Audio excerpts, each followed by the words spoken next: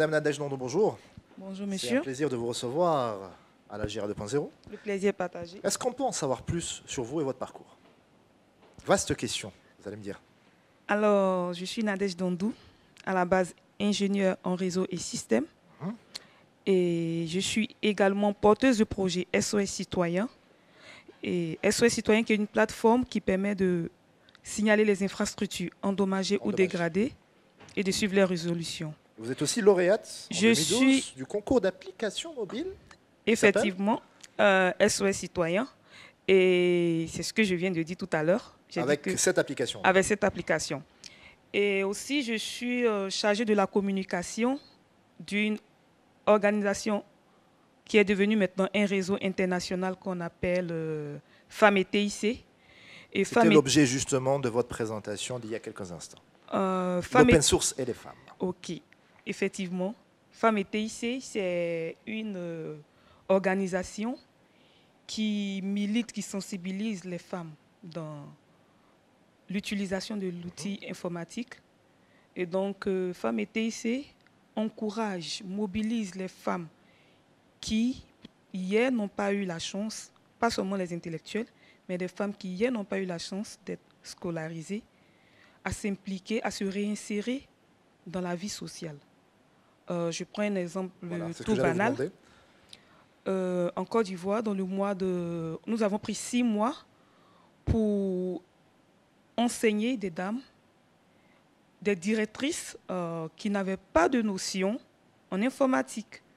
On leur a montré comment est-ce qu'il faut utiliser l'outil informatique, faire les traitements de texte, envoyer des mails. Et elles étaient réceptives?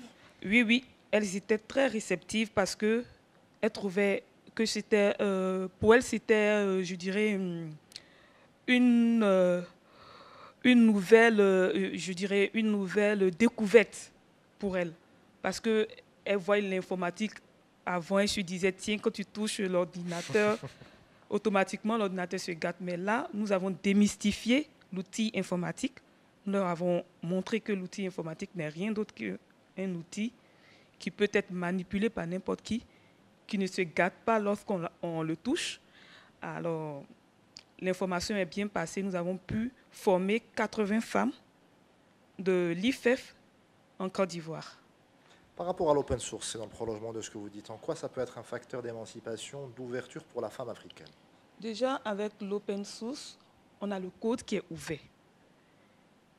Et donc, lorsque vous avez la possibilité d'avoir accès à des codes automatiquement, vous êtes galvanisé, vous avez le courage de chercher à comprendre comment est-ce que les choses fonctionnent. D'ailleurs, vous étiez l'une des premières femmes dans votre pays à avoir fait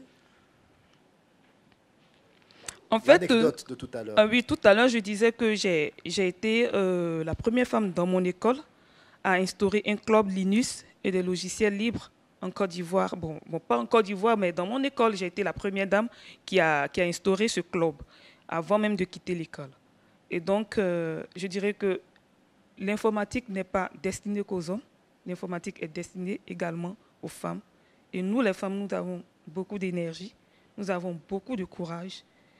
Et avec notre touche féminine, nous pouvons apporter beaucoup à l'évolution de la technologie. Merci beaucoup. Je vous remercie. Voilà, je vous avais dit que c'était rapide. C'est bien passé ?